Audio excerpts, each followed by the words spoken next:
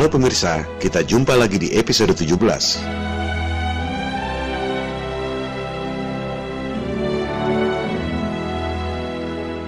Perang adalah tragedi kemanusiaan yang sangat mengerikan. Tapi, bagi orang-orang yang berhati iblis, perang adalah bisnis yang sangat menguntungkan. Berbagai manfaat bisa dikeruk sekaligus. Perang adalah bisnis multiguna. Lewat perang, segelintir orang bisa merampas tanah dan sumber daya alam milik bangsa lain. Bisa mengatur pemerintahan yang kalah perang, termasuk hak mengedarkan uang lewat bank sentral. Perang adalah kesempatan bagi industri militer untuk mengeruk anggaran negara lewat utang, guna membeli berbagai senjata pembunuh manusia. Maka, sejarah pun mencatat perkembangan teknologi senjata pembunuh manusia dari mulai pistol, senapan, tank, kapal perang, hingga akhirnya bom atom dan bom nuklir.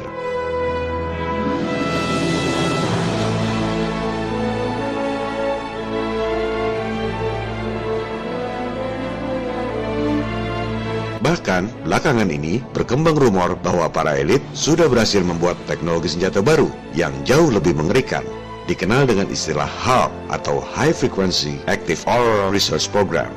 HAARP adalah terapan dari sains modifikasi cuaca atau geoengineering. Man is on a quest to play God, to control the weather and use it as a weapon. Lightning, torrential rains, hurricanes, targeted at the enemy. Some people believe that Katrina was weather warfare at its most potent. But how do we get from understanding extreme weather to making it do our bidding? Earthquake, tidal wave, those become the future of warfare.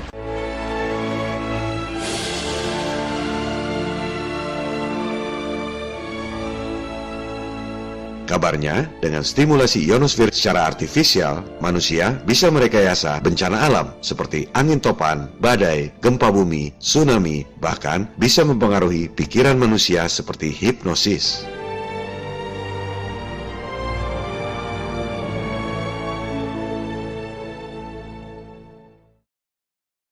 CBS This Morning contributor Michio Kaku is a physics professor at City College of New York. Professor, nice to see you. I mean, lasers, really? To change the weather? That's right. Well, as Mark Twain once famously said, everyone complains about the weather, but no one ever does anything about it. Well, instead of doing a rain dance, we physicists are firing trillion-watt lasers into the sky to actually precipitate rain clouds and actually bring down lightning bolts. This time we're bringing in the laws of physics rather than simply waving our hands and uttering mumbo-jumbo. We're actually using trillion-watt lasers now.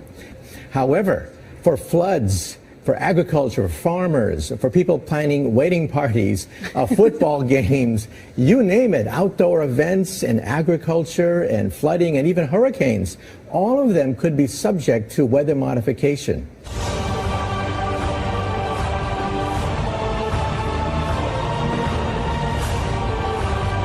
Bahkan, sebagian orang percaya bahwa berbagai bencana alam yang terjadi belakangan ini, seperti tsunami di Aceh, Palu, Jepang, dan lain-lain, adalah rekayasa buatan teknologi canggih HAARP ini.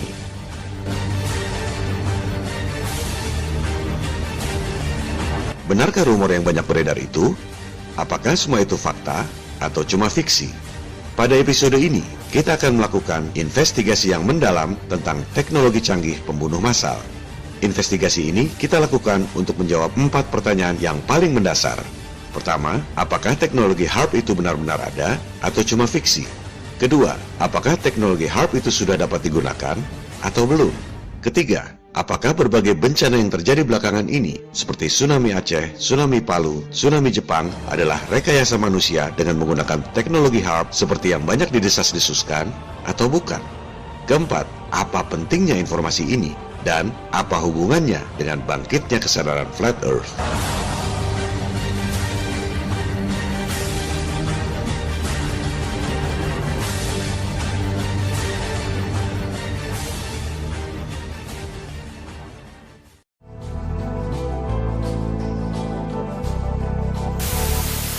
We will have an existential shock. A Type 1 civilization has the power of an entire planet. They control the weather. They mine the oceans. They control volcanoes. They control earthquakes. We are now witnessing the greatest transition in the history of the human race.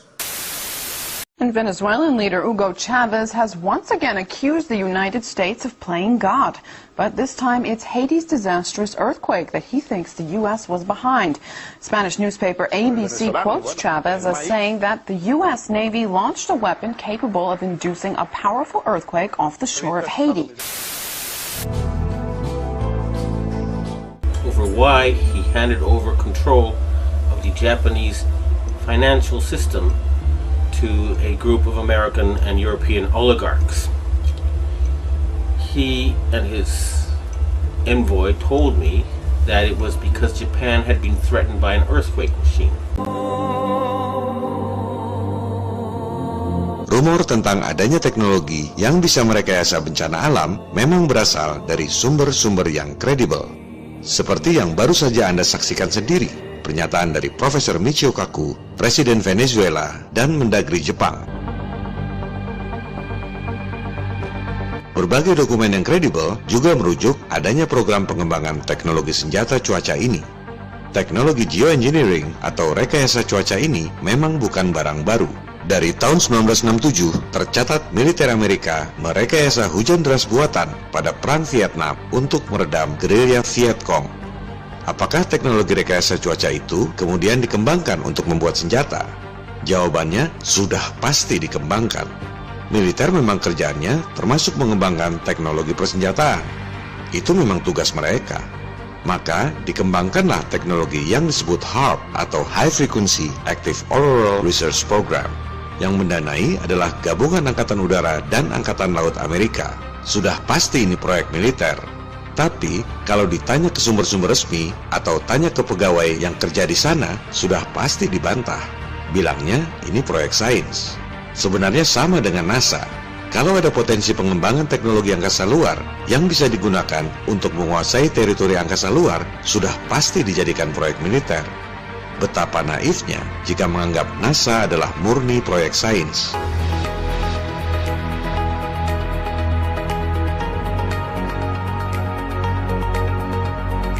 Demikian halnya dengan pengembangan teknologi HAARP ini.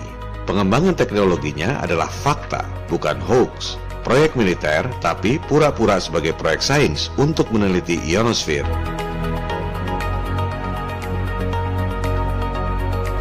Maka teknologi HAARP dikembangkan di Arizona. Fasilitas tersebut terdiri dari ratusan antena-antena radio, tapi bukan untuk memancarkan gelombang suara ke telinga Anda, melainkan untuk menembakkan gelombang frekuensi ekstra rendah atau ELF, extra low frequency, ke wilayah atmosfer yang disebut ionosfer.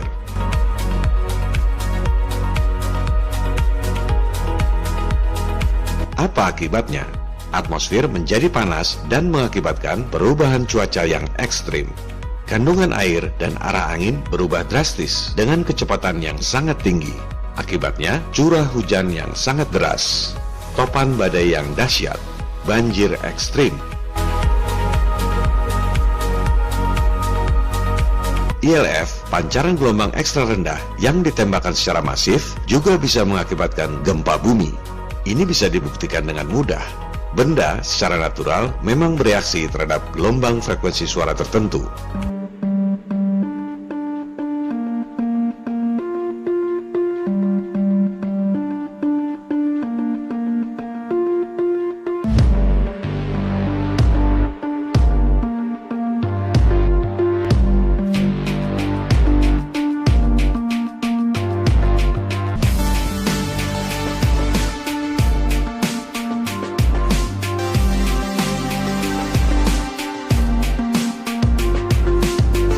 Dalam skala kecil, ELF memang membuat benda-benda alam bergerak yang bisa mengakibatkan gempa jika diterapkan dalam skala besar.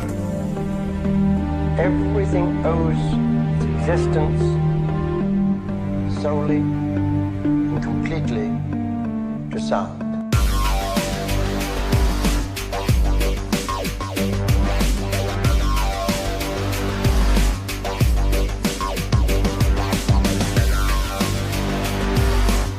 HAARP juga mengembangkan teknologi pembuatan halilintar.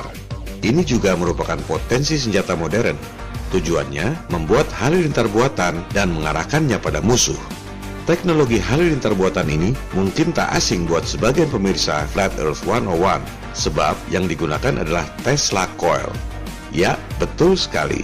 Teknologi canggih modifikasi cuaca ekstrim ini, idenya berasal dari saintis super jenius yang pernah lahir di muka bumi, Nikola Tesla.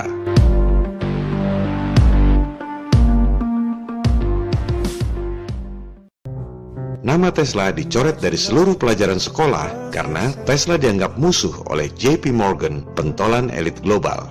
Seperti telah dijelaskan pada episode 3, JP Morgan membiayai Tesla untuk membangun menara-menara komunikasi yang Anda gunakan sampai sekarang.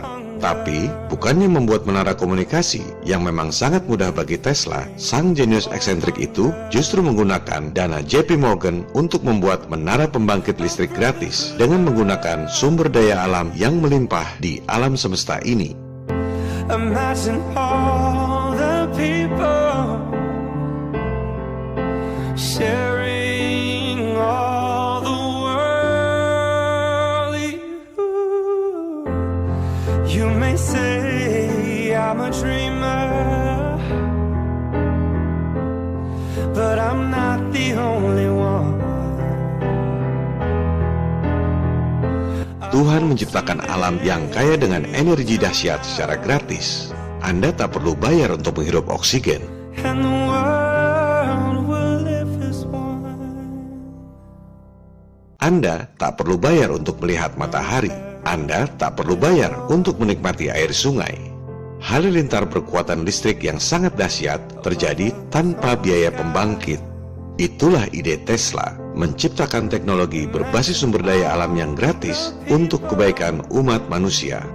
Jelas saja JP Morgan marah, disuruh bikin menara komunikasi supaya para elit bisa mengeruk duit dari rakyat, malah bikin pembangkit gratis. Sejak itu Tesla dikucilkan, namanya dicoret dari semua pelajaran sekolah. Tesla tidak dibunuh karena otaknya terlalu berharga buat dimatikan. Dia hanya dikucilkan, dibiarkan terus menuangkan konsep-konsep yang tak bisa dijalankan karena tak ada dana. Menunggu Tesla mati sendiri untuk kemudian menyita semua tulisan-tulisan, konsep-konsep yang tak pernah dipublikasikan dan tak pernah dicoba karena tak ada dana. Imagine all the people living life in peace. Maka, sejak Tesla wafat tahun 1943, mulailah timbul berbagai teknologi dahsyat yang dikembangkan dari tulisan-tulisan Tesla yang disita oleh penguasa. Sejak itu, mulai dikenal piring terbang yang seolah-olah makhluk dari planet lain. Insiden Roswell tahun 1947. Padahal, itu adalah piring terbang eksperimen dengan menggunakan teknologi Tesla yang sebelumnya dikembangkan oleh Nazi Jerman. Imagine no possession. I wonder if you can. Sejak itu pula mulai dikenal konsep teleportasi, memindahkan benda dari satu tempat ke tempat lain yang dipopulerkan oleh film Star Trek. Itu adalah teknologi Tesla yang kemudian dilakukan uji coba oleh militer lewat proyek rahasia dengan kode sandi Philadelphia Experiment. Orang akan bilang, oh seperti science fiction di film-film ya. Padahal kebalik, justru film-film itu inspirasinya dari kisah nyata. You may say I'm a dreamer, but I'm not the only one. I hope someday you'll join us, and the world will live as one.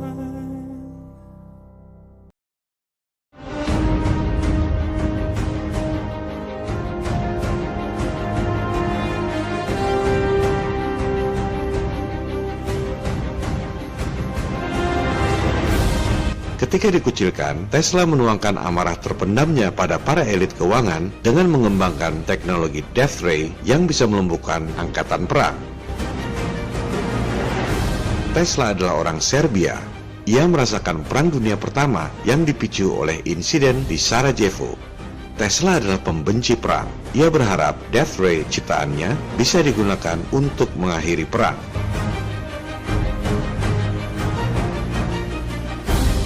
Teknologi inilah yang kemudian disita ketika Tesla wafat dan dikembangkan menjadi HAARP.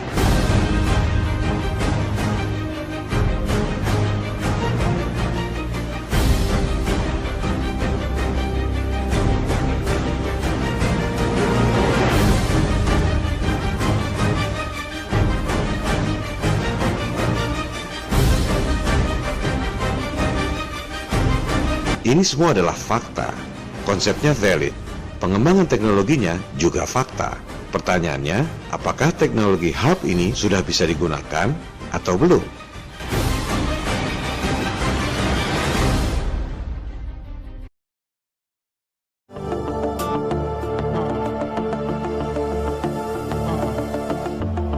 Banyak media memberitakan tentang HAARP. Bahkan disebut-sebut HAARP adalah senjata yang membuat tsunami seperti di Aceh dan Palu belakangan ini. Benarkah HAARP sudah bisa digunakan? Mari kita investigasi. Kita harus lebih spesifik. Pertama, bedakan antara modifikasi cuaca atau geoengineering dengan senjata cuaca atau weather weapons. Itu dua hal yang berbeda. Kalau modifikasi cuaca seperti bikin hujan buatan, itu sudah bisa dilakukan sejak lama.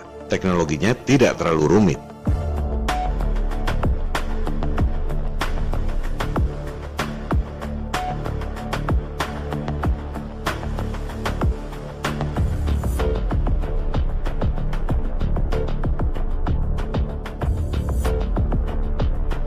Kedua, bahwa teknologi modifikasi cuaca itu kemudian dikembangkan jadi senjata juga sudah pasti. Militer memang kerjaannya seperti itu. Ketiga, dalam skala lab memang terbukti metode HAARP kalau ditembakkan ke atas secara masif bisa membuat cuaca ekstrim, yaitu perubahan atmosfer secara drastis yang mengakibatkan angin topan, hujan deras, dan banjir.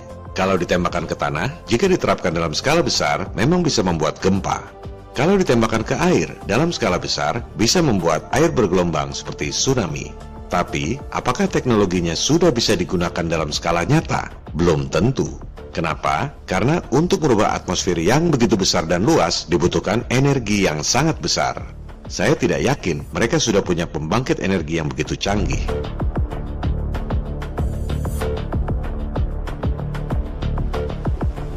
Coba simak baik-baik apa yang dikatakan oleh Profesor Michio Kaku tadi. Saya melihat ada hal prinsip yang sangat bertentangan dari pernyataan Profesor Kaku itu. We physicists are firing trillion-watt lasers into the sky to actually precipitate rain clouds and actually bring down lightning bolts. Kedengarannya keren, tapi tak sesuai dengan fakta teknologi modifikasi cuaca yang dilakukan selama ini. Merekayasa awan-awan hujan tak pernah dilakukan dengan laser. Apalagi bola-bola halilintar tak pernah dilakukan dengan laser. Saya curiga Profesor Michio Kaku menyebut laser triliunan watt karena berita-berita saintis Jepang yang mengklaim bisa menembakkan laser 2000 triliun watt. Harap dicatat, itu cuma klaim yang dikutip oleh media-media. Tak ada yang benar-benar menyaksikan. Dan harap dicatat, laser 2000 triliun watt itu pun katanya cuma bisa selama 1 per triliun detik. Bayangkan, 1 detik dibagi 1 triliun. Entah bagaimana bentuknya itu laser dan bagaimana cara mengukurnya. Sudah pasti, mengukurnya berdasarkan asumsi di atas asumsi. Ini Profesor Michio Kaku, saintis elit, kelihatannya ngawur. Sengaja kasih informasi yang tak sesuai dengan fakta, supaya kelihatannya keren. Nembak laser triliunan watt, padahal cuma bisa 1 per triliun detik. Dan bukan buat bikin hujan maupun halilintar.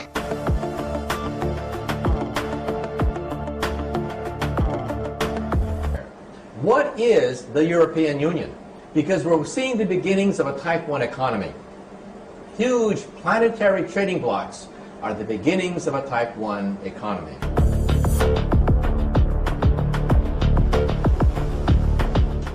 There's also going to be a Type 1 culture and a Type 1 political system as well.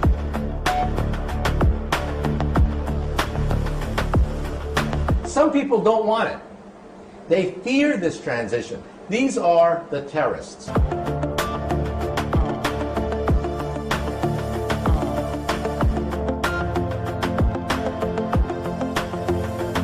Sebaliknya, teknologi HAARP itu memodifikasi cuaca dengan gelombang suara ELF, bukan laser. Coba kita simak penjelasan tentang teknologi HARP ini. The amount of energy we're talking about here is 3.6 million watts. To give you an idea of what that is, the largest legal AM radio station in North America is 50,000 watts. HARP is 72,000 50,000 watt radio stations. Kedengarannya keren, 3,6 juta watt atau 3,6 megawatt. Kalau dibandingkan dengan antena radio, ya memang besar. Tapi, untuk ukuran daya yang mampu merubah kondisi atmosfer, 3,6 megawatt itu masih jauh dari triliunan watt yang dibutuhkan. Bahkan, untuk ukuran pembangkit listrik biasa pun, 3,6 megawatt itu kecil sekali. Coba kita investigasi seberapa besar daya yang mampu dihasilkan oleh pembangkit listrik yang ada di dunia saat ini. Bagi yang belum paham, daya itu ukurannya adalah watt. Coba Anda riset, berapa kekuatan pembangkit terbesar di dunia ini? Ini adalah studi yang dibuat oleh British Gas. Pembangkit listrik dengan daya terbesar di dunia adalah di Three Gorges Dam, China. Kapasitasnya 22.500 megawatt alias 22,5 triliun watt.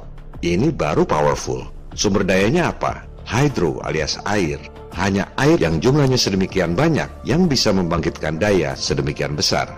Pembangkit kedua terkuat di dunia, Itaipu Dam di Brazil dan Paraguay, 14 triliun watt. Sumber dayanya apa? Air juga. Pembangkit ketiga, keempat, dan kelima terkuat di dunia, semuanya menggunakan sumber daya air. Baru pembangkit keenam terkuat di dunia, yang sumber dayanya bukan air, Kashiwazaki Kariwa di Jepang. Sumber dayanya nuklir, 7,9 triliun watt.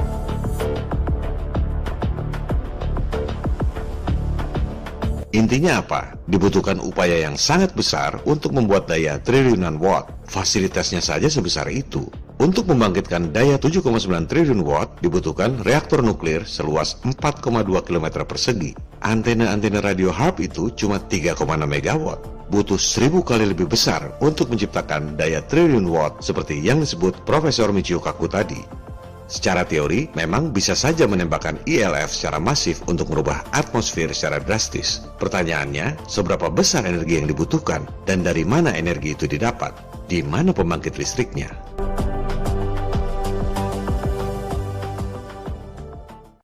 Di internet juga banyak beredar berita bahwa Amerika menyiapkan SBX-1 yang disebut-sebut merupakan senjata HARP untuk menyerang Korea Utara.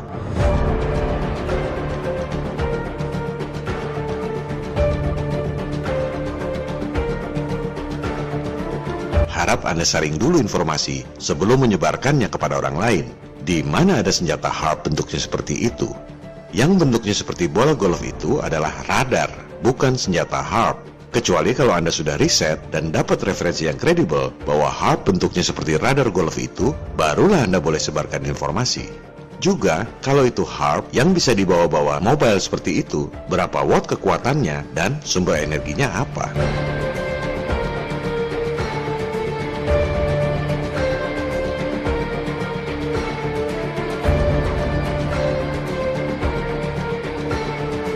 Untuk urusan teknologi pengolahan energi, mereka tak secanggih itu. Kalau untuk teknologi elektronik, iya memang mereka canggih. Anda bisa lihat bedanya komputer digital yang pertama tahun 1943 dibandingkan dengan komputer digital saat ini. Jauh sekali perbedaannya. Kenapa? Karena bisnis, supply and demand. Marketnya adalah penduduk yang daya belinya tidak seragam. Maka, industri berlomba-lomba membuat peralatan elektronik yang lebih canggih dengan harga yang lebih murah. Begitu pula teknologi elektronik seperti mobile phone. Betul mereka canggih. Anda lihat perbedaan mobile phone yang pertama tahun 1983 dengan smartphone di zaman sekarang. Mengapa kemajuannya pesat? Karena bisnis, supply and demand. Permintaan pasar memicu industri untuk bikin produk yang lebih canggih dan lebih murah. Teknologi elektronik seperti CGI jelas mereka sangat canggih. Kemajuannya pesat.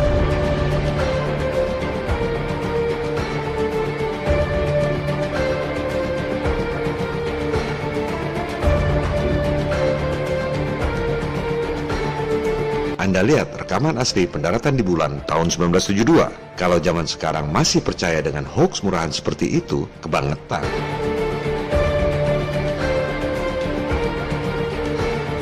Tapi, kalau teknologi roketnya seperti jalan di tempat, tak ada bedanya roket tahun 1950-an dengan roket sekarang. Tak seperti pesatnya perkembangan teknologi komputer atau mobile phone. Mengapa teknologi roket tak maju-maju? Lagi-lagi bisnis, supply and demand. Roket cuma buat terbang sebentar, setelah itu miring untuk menghindari langit yang pendek, kemudian diledakkan di tengah laut. Tinggal serpihan-serpihan yang tak ketahuan karena tak ada yang merasa kehilangan. Buat apa bikin teknologi roket yang lebih canggih? Teknologi energi juga seperti jalan di tempat. Pembangkit listrik yang dayanya paling besar tetap saja tenaga air. Nggak beda dengan Niagara Falls yang menggunakan teknologi Tesla 120 tahun yang lalu. Ironisnya, yang pertama menyebarkan informasi detail tentang cara kerja HAARP justru media-media mainstream seperti History Channel, CBS, dan lain-lain. Berikut pembuktian di lab dan animasi yang canggih. Ini bukan kerja amatiran. Juga, saintis elit seolah mengkonfirmasi teknologinya. Cukup meyakinkan bahwa HAARP sudah bisa digunakan. Tapi mereka nggak cerita faktor yang sangat penting, yaitu berapa energi yang dibutuhkan dan sumber dayanya dari mana untuk merekayasa atmosfer secara masif dan drastis. Sehingga berita-berita di media mainstream itu tampaknya seperti propaganda teror untuk menakut-nakuti umat dunia, seolah-olah sudah ada senjata cuaca yang mampu membuat bencana agar orang-orang seperti Anda pada takut dan tunduk pada segelintir orang dalam tatanan dunia baru, New World Order.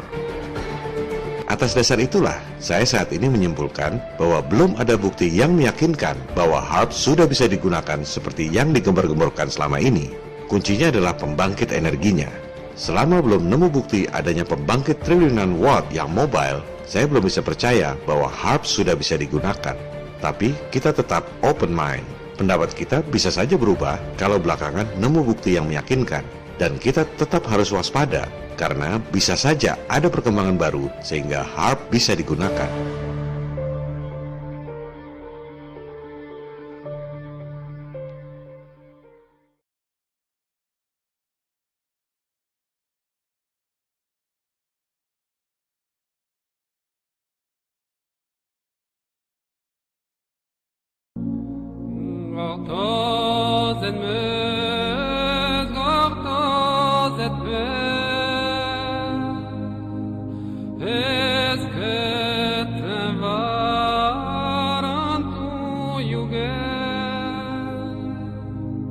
Di internet juga banyak beredar rekaman-rekaman video dan foto-foto yang menunjukkan fenomena aneh di awan sebelum terjadinya tsunami. Persepsinya itu adalah HAARP ditembakkan ke atmosfer menyebabkan awan berbentuk aneh kemudian terjadi tsunami. Tapi dalam pemahaman saya tidak begitu. Kalau mau bikin gempa, HAARP-nya ya diarahkan ke tanah, bukan ke atmosfer. Kalau mau bikin tsunami, HAARP-nya diarahkan ke laut, bukan ke atmosfer. Sebaliknya, kalau mau bikin hujan, topan badai, halilintar, barulah HAARP diarahkan ke atmosfer. Itu pun masih ada pertanyaan yang lebih mendasar. Apakah sudah ada daya listrik yang begitu besar untuk merekayasa bencana alam? Dan sumber energinya dari mana? Oleh sebab itu, saya tidak melihat fenomena aneh di angkasa itu sebagai akibat senjata HAARP untuk membuat bencana tsunami. Sebaliknya, fenomena bentuk awan yang tidak natural itu mengarah pada hal lain yang lebih nyata bahayanya, yaitu chemtrails dan Blue Beam Project.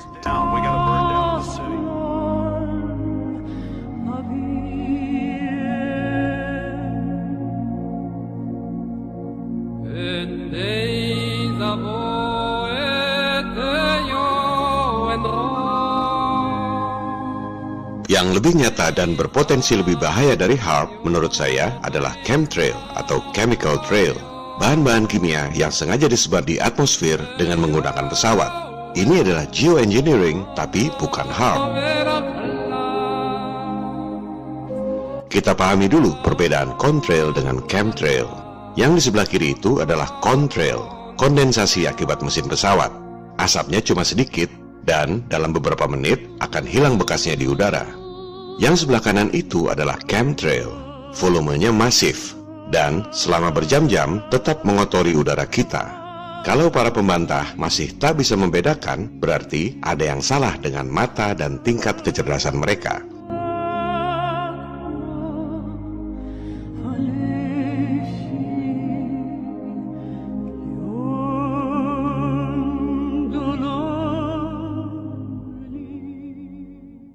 these long white lines that are left in the sky after a jet flies through the air. Is there any truth to the theory that there's chemicals that are released by the government? Absolutely not. They are very much conspiracy theories.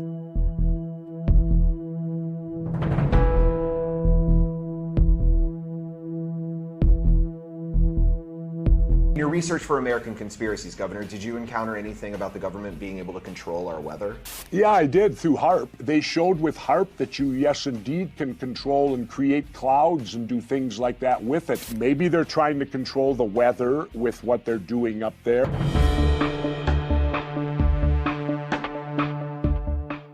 But to be poisoning us and to be putting things in the air that are ultimately going to harm us, aren't they likewise harming themselves?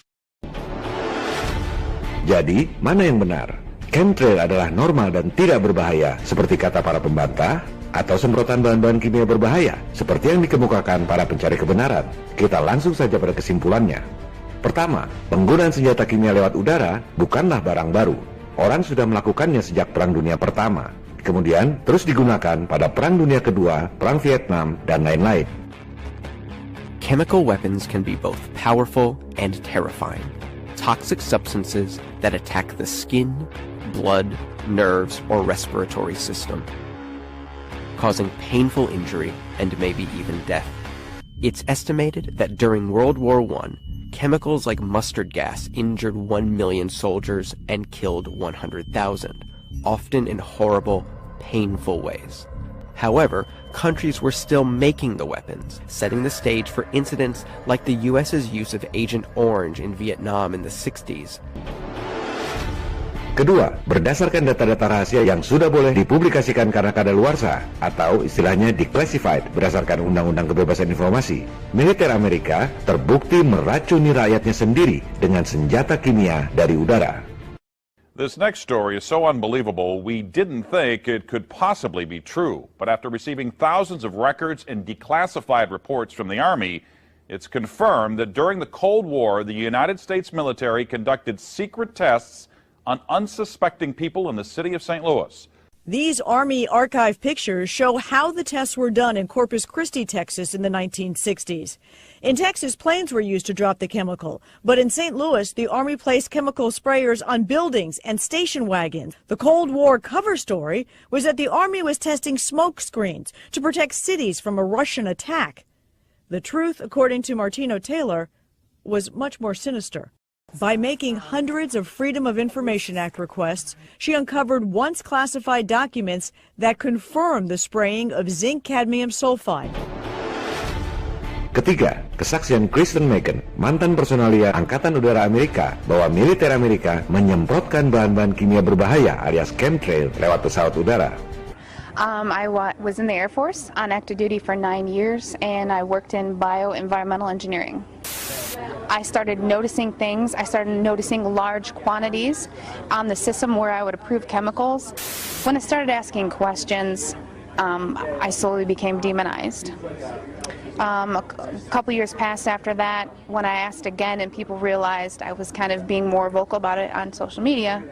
I was starting to be thrown into a mental institution and have my daughter taken away. Kalau kepada bangsanya sendiri saja militer tega meracuni, apalagi kepada bangsa negara berkembang seperti Indonesia.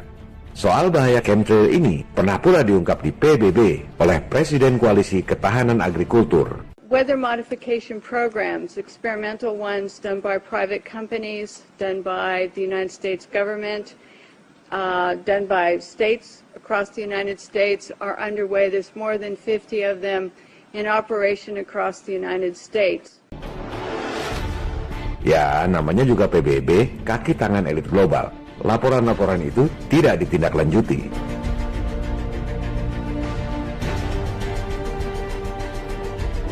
Keempat, teknologi penyebaran bahan-bahan kimia lewat udara bahkan sudah dipatenkan di Amerika. Ada banyak sekali paten tentang chemtrail.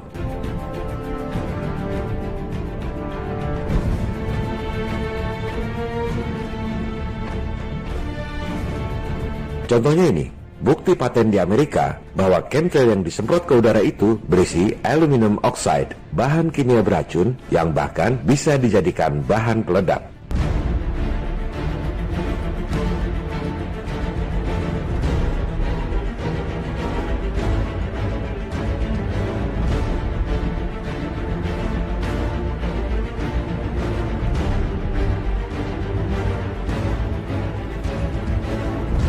kelima, penggunaan senjata kimia dari angkasa adalah bagian dari program NASA yang juga didanai oleh CIA. Which, as I understand, was mostly funded by the CIA.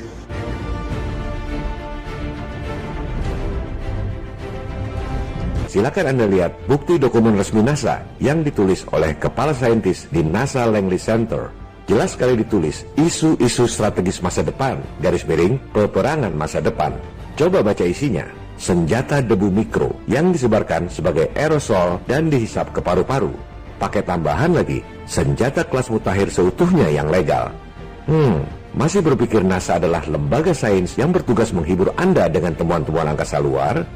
Kejahatan NASA bukan cuma nipu Anda dengan ilusi bumi bola, tapi NASA memang berencana untuk meracuni paru-paru Anda dengan senjata debu mikro yang disebar lewat aerosol.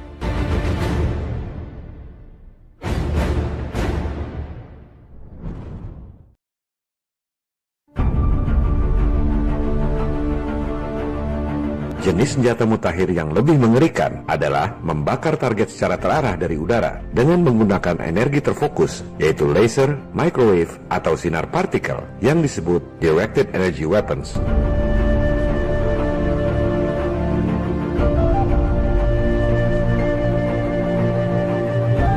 Senjata pembuat bencana HAARP masih dalam tahap eksperimen karena tak mudah memperoleh sumber energi yang sangat besar untuk membuat bencana topan, gempa, dan tsunami. Sementara, directed energy weapons ini lebih mudah penerapannya, yaitu membakar dengan sinar laser, microwave, atau sinar partikel.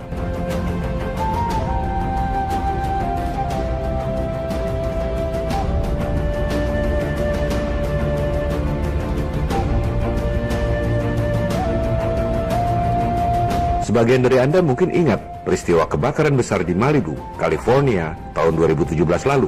Kebakaran dahsyat yang sangat mengerikan, disebutnya kebakaran hutan. Coba lakukan investigasi sendiri. Kita akan melihat dengan sangat jelas berbagai kejanggalan dari kebakaran tersebut.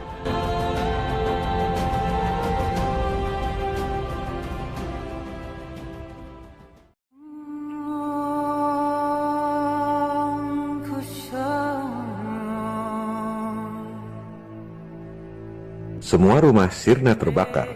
Beton, besi, dan baja musnah jadi abu.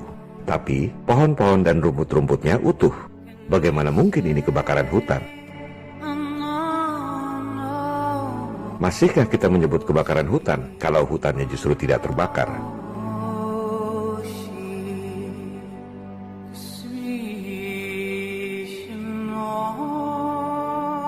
Bagaimana mungkin kebakaran hutan membakar habis mobil-mobil, tapi pohon-pohonnya utuh?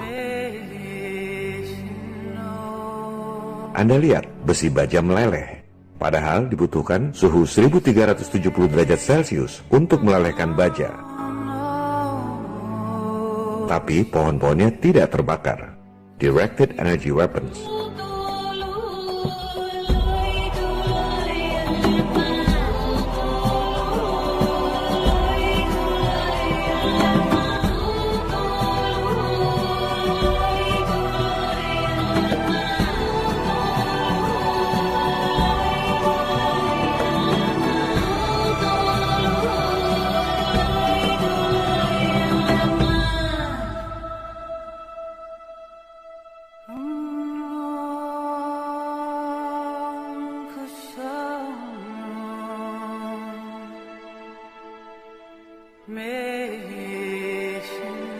Kejanggalan-kejanggalan lainnya adalah kebakaran yang membentuk garis lurus. Bagaimana mungkin ini api natural? Sangat cocok dengan nama senjatanya, Directed Energy Weapons. Fenomena ini mengingatkan kita pada microwave yang tidak membakar plastik.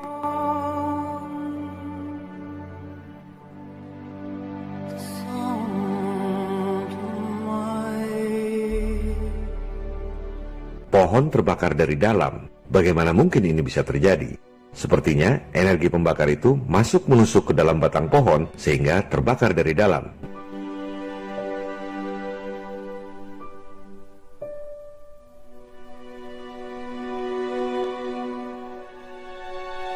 Juga fenomena ini, mobil terbakar dari dalam.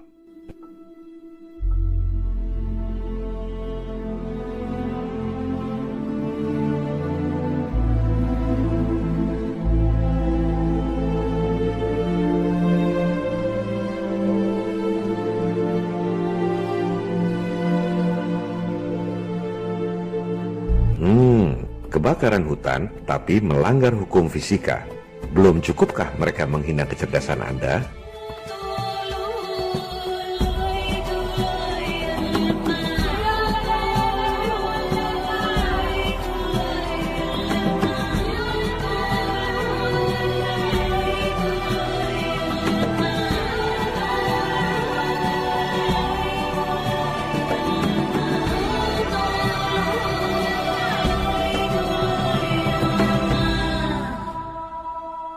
Barangkali ada yang bertanya, mana mungkin para elit melakukan uji coba senjata dengan mengorbankan rakyatnya sendiri? Sama seperti soal chemtrail yang dibahas tadi, mana mungkin meracuni warganya sendiri? Pertama, para elit ini adalah globalis, tidak memandang negara maupun bangsa. Yang jahat bukan Amerika, justru bangsa Amerika yang jadi korban. Yang jahat adalah para elit di belakang layar yang menguasai pemerintah dan militer Amerika. Kedua, untuk uji coba senjata lebih mudah jika dilakukan di negara sendiri ketimbang harus masuk ke negara lain. Ketiga, uji coba tidak dilakukan di medan perang, justru sebelum ada perang supaya produknya laku keras pada saat ada perang. Keempat, uji coba dengan mengorbankan orang lain itu mereka perlukan karena nggak ada orang yang mau jadi kelinci percobaan. Kelima, mereka tidak peduli pada nyawa manusia lain. Mereka menganggap diri sebagai Tuhan dan kita semua adalah budak-budaknya. Yang kita anggap sebagai pembunuhan yang keji, mereka anggap sebagai ritual kurban yang suci.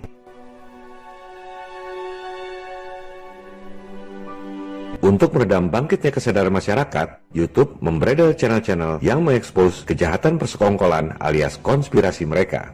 Beberapa channel yang rajin mengekspos kejanggalan kebakaran California ini seperti A Plain Truth Channel, bukan cuma di-remove videonya, tapi sekalian di-bredel channelnya.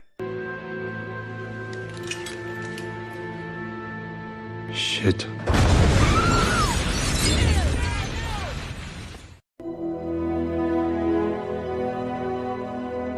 Saya pun tak akan heran jika episode 17 yang mengekspos konspirasi kejahatan elit global ini sebentar lagi di-ban oleh YouTube, seperti yang sudah terjadi berkali-kali pada episode-episode sebelumnya.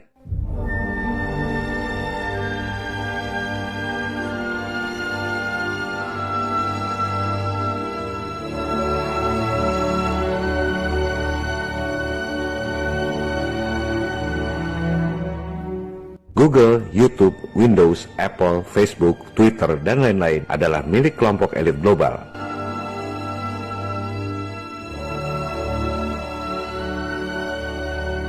FE101 channel ini adalah channel Flat Earth nomor 1 di dunia berdasarkan jumlah subscribernya. Sudah pasti jadi channel yang diincar oleh YouTube. Channel kita ini pula yang membuat Indonesia nomor 1 di dunia untuk topik Flat Earth berdasarkan Google Analytics tahun 2017. Oleh sebab itu, saya pun tak akan heran jika suatu ketika bukan cuma video-videonya yang di-ban, tapi sekalian channel FE101 ini yang dibredel oleh YouTube. Tak ada gunanya mengupload ulang di YouTube atau membuat YouTube channel yang baru, karena pasti akan dibredel juga. Gosip yang beredar adalah Desember 2019 ini, YouTube akan membredel channel-channel yang mempopulerkan topik Flat Earth. Kita lihat saja nanti, apakah setelah Desember 2019, YouTube channel FE101 ini masih ada atau tidak.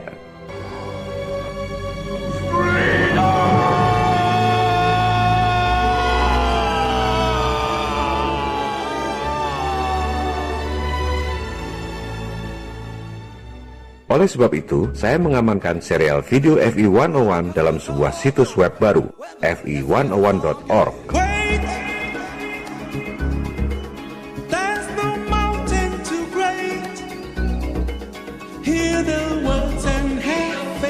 Semua serial video lengkap, termasuk yang di-ban oleh YouTube, sudah diamankan di sana.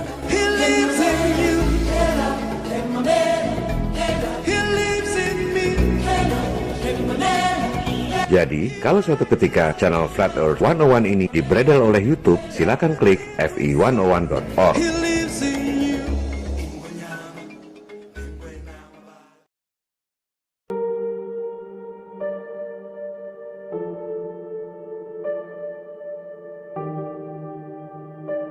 Situs web ini saya buat untuk mengenang kedua sahabat co-founders FE101, Pupung dan Pradana, yang wafat ketika saya tengah menyelesaikan video ini.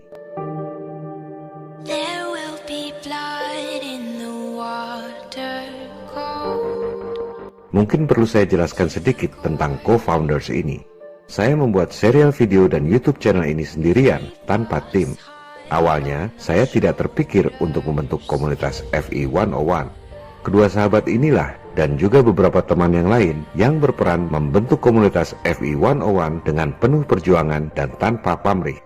Mereka adalah founders untuk komunitas FI 101 dan co-founders FI 101 secara keseluruhan.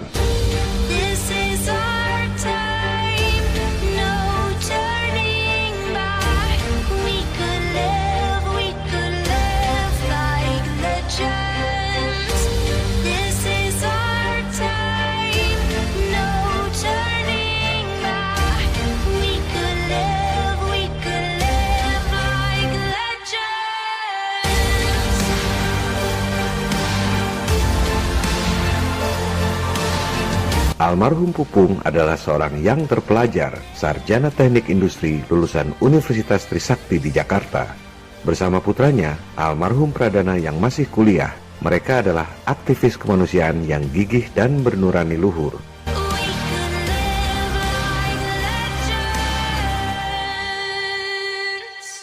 Almarhum berasal dari keluarga yang berada, namun hidupnya sangat sederhana. Ia memiliki aset senilai puluhan miliar rupiah yang rupanya menjadi incaran manusia-manusia berhati iblis yang ada di sekelilingnya.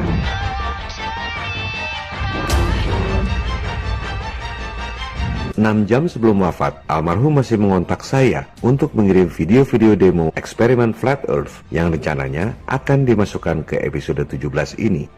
Ternyata Tuhan berkehendak lain.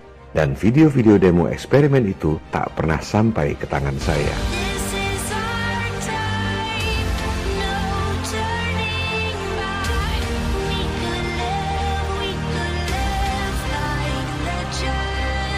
Sejujurnya, ketulusan, kejujuran, kesetiakawanan, kegigihan, serta ketabahan dalam menghadapi cobaan dan berbagai fitnah yang dimiliki oleh kedua almarhum adalah kualitas yang sangat langka saya temui.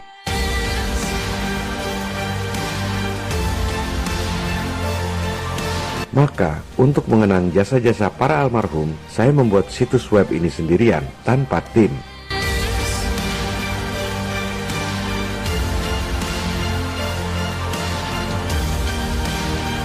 Sengaja saya tidak hire profesional dan membuatnya sendiri secara personal dan sepenuh hati, karena saya ingin membuat para almarhum bangga di alam keabadian.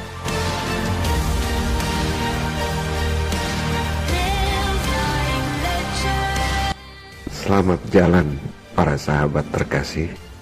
Dunia tak akan pernah sama lagi tanpa kalian.